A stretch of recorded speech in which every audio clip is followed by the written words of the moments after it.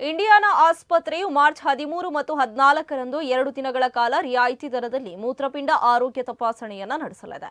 ರೂಪಾಯಿ 2250 ರೂಪಾಯಿಯ ಮೂತ್ರಪಿಂಡ ತಪಾಸಣೆ ಸ್ಕ್ರೀನಿಂಗ್ ಪ್ಯಾಕೇಜ್ ಅನ್ನು ಕೇವಲ ರೂಪಾಯಿ 999 ರೂಪಾಯಿಗೆ ಇಂಡಿಯಾನಾ ಆಸ್ಪತ್ರೆಯಲ್ಲಿ ನೀಡಲಾಗ್ತಾ ಇದೆ ಎಂದು ಆಸ್ಪತ್ರೆಯ ಮೂತ್ರಪಿಂಡ ಕಸಿ ತಜ್ಞ ಡಾಕ್ಟರ್ ಪ್ರದೀಪ್ ಕೆಜೆ ತಿಳಿಸಿದ್ದಾರೆ. ವಿಶ್ವ ಮೂತ್ರಪಿಂಡ ದಿನದ ಅಂಗವಾಗಿ ಈ ರಿಯಾಯಿತಿ ನೀಡಲಾಗ್ತಾ ಇದೆ. ಮೂತ್ರಪಿಂಡ ದಿನವು ಮೂತ್ರಪಿಂಡದ ಆರೋಗ್ಯ ರಕ್ಷಣೆಯ ಬಗ್ಗೆ ಹೇಳ್ತಾ ಇದೆ. ಇನ್ನು ಮೂತ್ರಪಿಂಡ ಕಾಯಿಲೆಯ ದೀರ್ಘಕಾಲೀನ ಹೊರೆಯನ್ನ ಕಡಿಮೆ ಮಾಡಲು ಸಾರ್ವಜನಿಕರು ಆರಂಭಿಕ ತಪಾಸಣೆ ಮತ್ತು ಹೆಚ್ಚಿನ ಜಾಗೃತಿಯತ್ತ ಗಮನ ಹರಿಸಬೇಕು ಎಂದವರು ಮಂಗಳೂರಿನಲ್ಲಿ ಕರೆದಿದ್ದ ಸುದ್ದಿಗೋಷ್ಠಿಯಲ್ಲಿ ತಿಳಿಸಿದ್ದಾರೆ.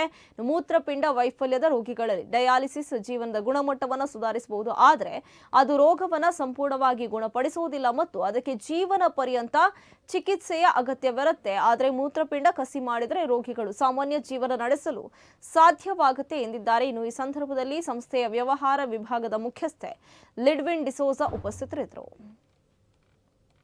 ನಾವು ಇವತ್ತು ವರ್ಲ್ಡ್ ಕಿಡ್ನಿ ಡೇ ಅಂಗವಾಗಿ ಇಲ್ಲಿ ಸೇರಿದ್ದೇವೆ.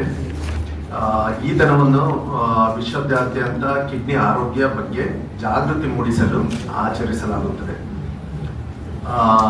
ಈ ವರ್ಷದ ಪ್ರತಿ ವರ್ಷ ನಾವು ಒಂದು ಥೀಮ್ ಇಟ್ಕೊಂಡು ವರ್ಲ್ಡ್ ಕಿಡ್ನಿ ಡೇನ ಸೆಲೆಬ್ರೇಟ್ ಮಾಡ್ತೀವಿ.